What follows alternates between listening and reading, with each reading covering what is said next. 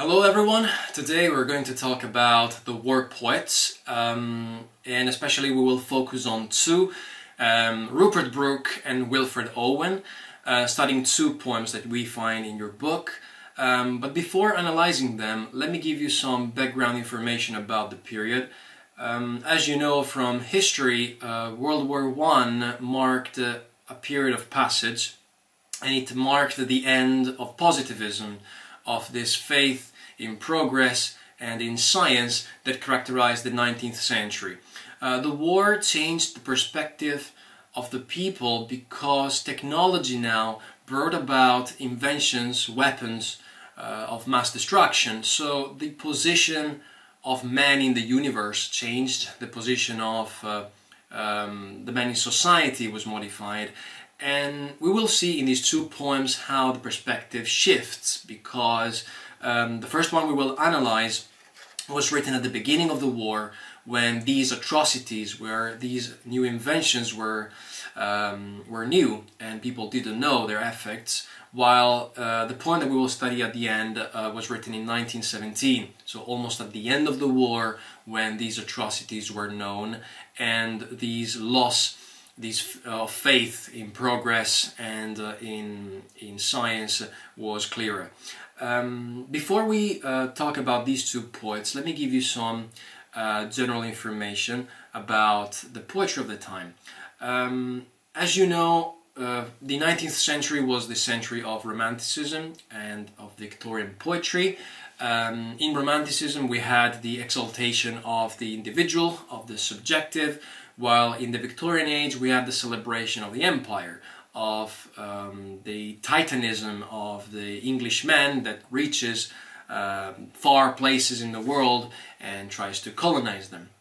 The war poets are different. The war poets feel that the techniques and the conventions of the Victorian age and the Romantic period are no longer valid to describe society, to talk about the things they see, they perceive. And in fact, we see this transition also in aestheticism, this alienation of the artist that becomes apparent and clear in the war poets. The other thing is that this period is an age of anxiety.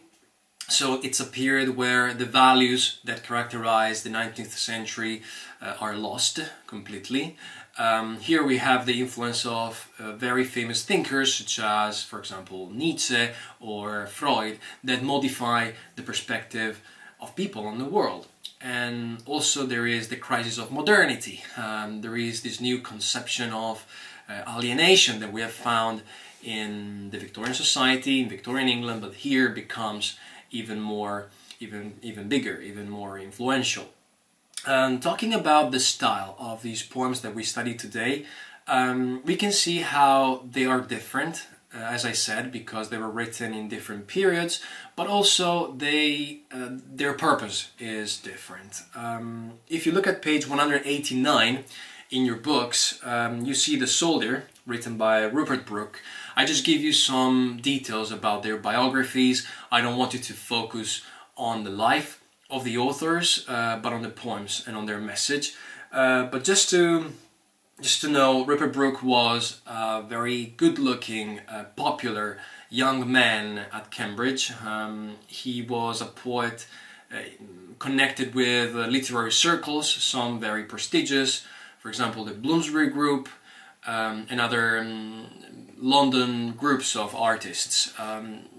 Rupert Brooke decides to enlist in the British Army. He goes to Greece with this expedition force, and he dies there without seeing any conflict. He dies for an infection. So he dies in 1915 on a Greek island, and so as you can imagine, for the things we studied in the first term, Rupert Brooke was associated to Byron because of its fate. And of course the poetry of Brooke is also inspired by the figure of Byron and Romantics in general. He wrote 5 sonnets in 1914, and the one you find at page 189 is the most famous he wrote.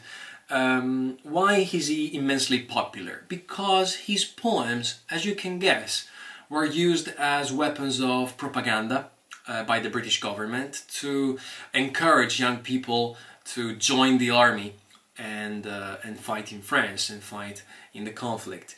And in fact, The Soldier is the most propagandistic poem he wrote. We have a sentimental attitude in this poem, a very idealistic perspective on the war, and we can say that there is a function behind these lines, which is to communicate a deeper communion, a unity between the soldiers and the motherland and the country they fight for. If you look at page 189, we'll just read the poem. I'll read the introduction and we will analyze some elements that are interesting. The poem is called The Soldier, as I said. I'm reading from the introduction. This poem is noted for its lyricism, which together with Brooke's handsome appearance and premature death made him a favorite poet among the young people of his generation. As I said, he became extremely, incredibly popular at the time. The poem goes like this. If I should die, think only this of me, that there is some corner of a foreign field that is forever England. There shall be in the rich earth a richer dust concealed. A dust whom England bore, shaped, made aware, gave once her flowers to love, her ways to roam, a body of England's breathing English air, washed by the rivers, blessed by sons of home.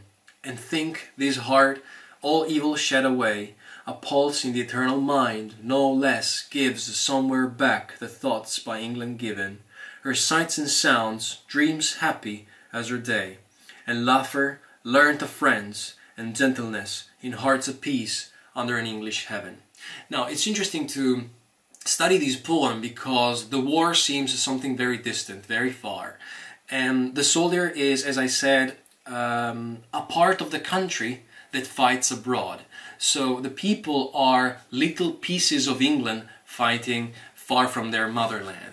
And we can see that the theme here, of course, is pantheism. There is a pantheistic view behind this poem, that there is this spiritual essence in every person, and the spiritual essence is the country itself. Let's analyze the lines. If I should die, so if I should die in the conflict, think only this of me, just remember this, that there is some corner of a foreign field that is forever England. So when the poet, when the soldier dies abroad, he leaves part of the country in the land in which he dies. He colonizes, we can say, the foreign lands by dying there. There shall be in that rich earth a richer dust concealed. And here probably it's the most important line of the poem. So that there will be in that rich earth, in that rich ground, a richer dust concealed. The dust, so the remains of the soldier, concealed, meaning hidden inside the earth. So of course the soldier is the element that makes the earth even richer, that makes it fertile in a way. The poem continues with a dust whom England bore, shaped, made aware. I want you to underline this made aware because of course the meaning is made conscious, made a citizen. So there is a reference to the culture, to the English worldview, and gave once her flowers to love, her ways to roam. And here this reference to the flowers and to the ways to roam is a clear direct reference to Romanticism. If you remember, Wordsworth used to talk about these ways in which he walked and the flowers of the fields, if you remember, the daffodils. So the connection to Romantic poetry is very strong in these two lines. A body of England's breathing English air, so a body of England's, a body belonging to the country, and a body of the country itself. Breathing English air, washed by the rivers, so the rivers of England, and blessed by sons of home. So everything of these soldiers belongs to England, and they represent the country abroad. They are an embodiment, an incarnation of the spirit of the country. And think, this heart, all evil shed away. So the purification of the war here is visible. A pulse in the eternal mind, no less gives somewhere back the thoughts by England given. So these people that die abroad, these soldiers fighting in the war, give something back to the country. And what is it? Her sights and sounds, dreams happy as her day. So the spiritual part of these soldiers goes back to the country. We can say her sights and sounds, dreams happy as her day. So they dream the country, they dream of coming back. And laughter, learned of friends, so joy, happiness, so and gentleness. It's clear that the war is not the subject of this poem. The atrocities of the war seem very distant, and the poet seems not to know them yet. At the end he says, in hearts of peace under an English heaven, meaning that in death they find the eternal peace that they long for. So the image of the war is very strange. It is very idealistic. The soldier dies for his country, like a sacrifice. He sacrifices himself to defend, to protect England. So if we compare the soldier to the next poem we study, I ask you to turn your page and go to page 191, Dulce, Decorum Est by Wilfred Owen. We will see how these two poems differ greatly. Now, talking about Wilfred Owen, I just give you some biographical details. He was born in England, of course. He was a teacher of English when the war broke out, and he was a teacher in France. He decided to come back to England to enlist in the army. He fought for some time, but he was wounded very soon in 1915, and he returned to England to be treated in this very famous hospital, the Craig Lockhart War Hospital, in which he met another very famous poet, Sigrid Sassoon.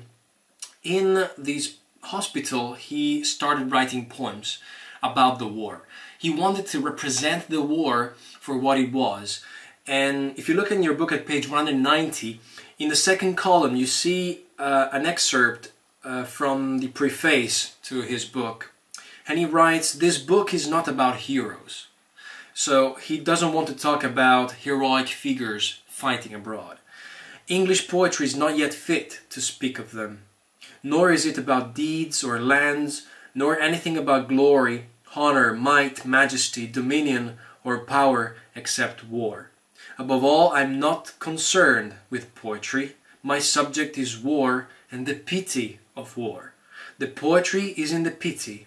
Yet these elegies are to this generation in no sense consolatory. They may be to the next. All a poet can do today is warn. That is why the true poets must be truthful. So, from these very first lines we can understand how different Wilfred Owen was from Rupert Brooke. His style is very typical, and he uses many alliterations and para-rhymes, meaning rhymes that are not, that change, for example, the vowel sounds, but they keep the consonants. So they are very melodic. His poems are very melodic, and they remind us of the poems of Ungaretti. For example, Dulce, Decorum Est is very often compared to Veglia, another poem written during World War I that perhaps you have studied. And Dulce, Decorum Est, the poem we read at page 191, has a title that is taken from the Latin poet Horace. It is a quotation, it is just half of it, because it should be Dulce decorum est pro patria mori, so it is sweet and honourable to die for your country, and of course it is ironical because Wilfred Owen doesn't believe this. In this poem that we find at page 191, we have the description of a gas attack in the trenches. What is interesting here is to look at the depiction of the soldiers, these human beings that are completely dehumanized by the war. They walk around like ghosts, like zombies we would say today. And during the gas attack, there is a description of the effects of the gas on one of the soldiers, on one of the fellow soldiers of Wilfred Owen, and they are very realistic. The poem is very harsh, and I will just read from the introduction and then we analyze them, we analyze the lines. The following poem is based on the poet's experience of the horrors of war in the trenches, and it is an attempt to communicate the pity of war, the concept I talked about before, to future generations. The Latin title means it is sweet and honourable. It is a quotation from the Latin poet Horace, who borrowed the line from the Greek poet Tyrtaeus. I'll read the poem and then we'll analyze the stanzas. Bent double, like old beggars under sacks, knock-kneed, coughing like hags, we cursed through sludge, till on the haunting flares we turned our backs, and toward our distant rest began to trudge. Men marched asleep, many had lost their boots, but limped on, bloodshot. All went lame, all blind, drunk with fatigue, deaf even to the hoods of tired, outstripped 5-9s that dropped behind. Gas, gas, quick boys, an ecstasy of fumbling, fitting the clumsy helmets just in time, but someone still was yelling out and stumbling and fondling like a man in fire or lime. Dim through the misty panes and thick green lights, as under a green sea I saw him drawing. In all my dreams, before my helpless sight, he plunges at me, guttering, choking, drowning.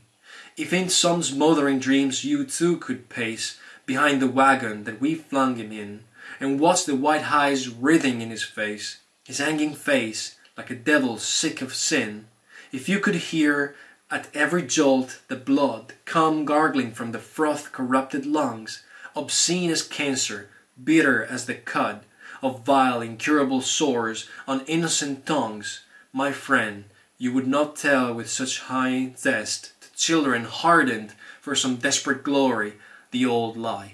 Dulce et Decorum Est pro patria mori.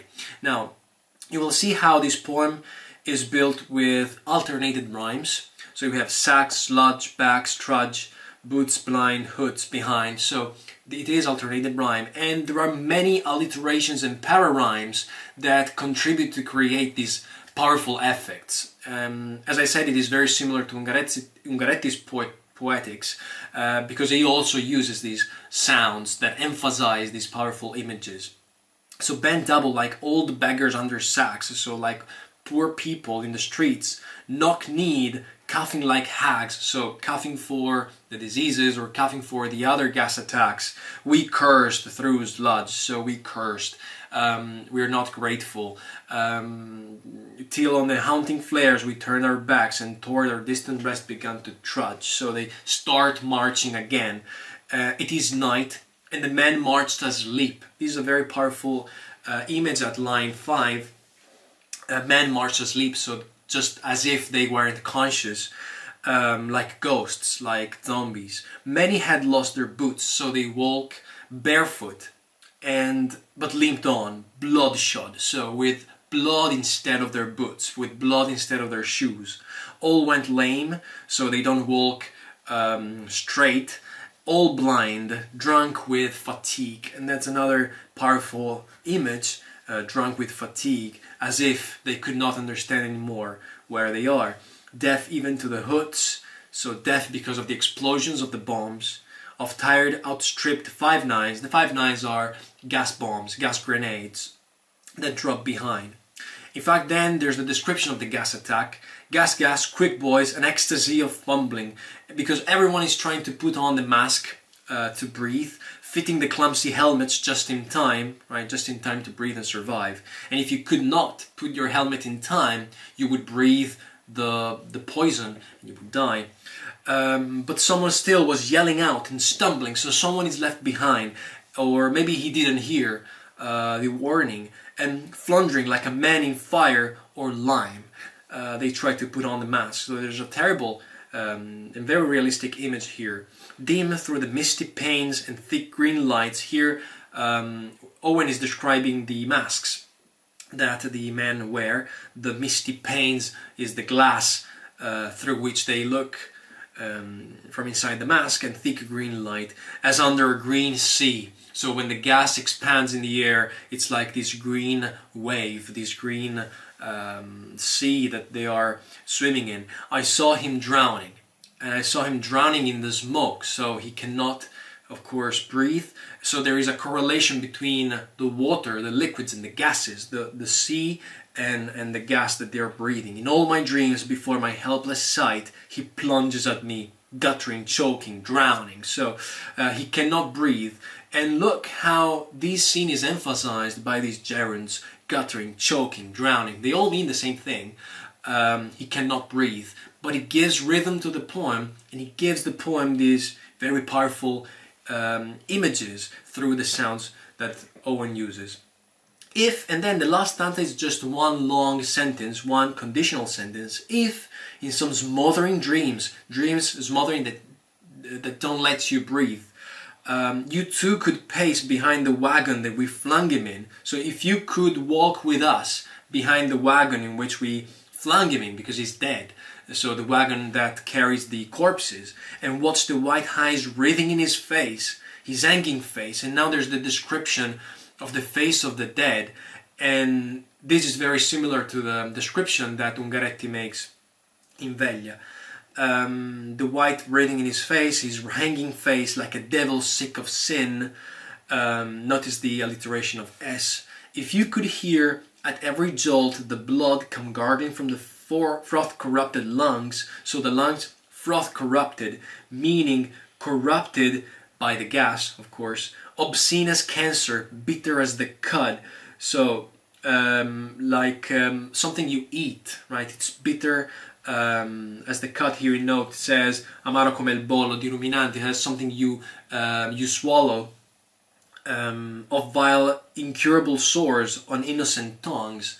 And notice the use of innocent, because these soldiers have no guilt. The soldiers are common people enlisted in the army, fighting for something they don't know. My friend, you could not tell with such high zest. Zest means enthusiasm, the old lie. Notice the enjambement, Dulce Decorum Est pro patria mori. He splits the quotation by Horace to emphasize even more the message. And of course he's ironical here. There is sarcasm at the end of the poem. He says, you would not tell with such enthusiasm that it is sweet and honourable to die for your country. If you really saw what happens in the trenches, if you really saw what happens in the fields, you would not be so enthusiastic to fight. So if we compare Dulce et Decorum with The Soldier, we see two completely different visions, as I said at the beginning, of the war. The Soldier is a poem written to celebrate the war as a chance of cleansing, as a chance of purification, while here in Dulce Decorum Est, the war is portrayed as something terrible, as something dehumanizing, as we can see from the description of the men and from the description of the gas attack, very realistic with very powerful details. Wilfred Owen was a very unlucky poet. He fought in the war, he was injured, and he went back to England, and he went back to the front in 1917, and he died in 1918, just 7 days before the war ended. So, very unlucky fate of this poet. But of course, there are these powerful images that remain and that describe the war for what it was. Next time we will talk about Ezra Pound. I just want to study two very short poems by him to introduce modernism. One is another war poem where he criticizes the war, and then we will study a very short poem in a station of the metro in which he introduces the themes of imagism, the themes of modernism, and the techniques, the style that will be used in the following period. Thank you for watching, and till next time.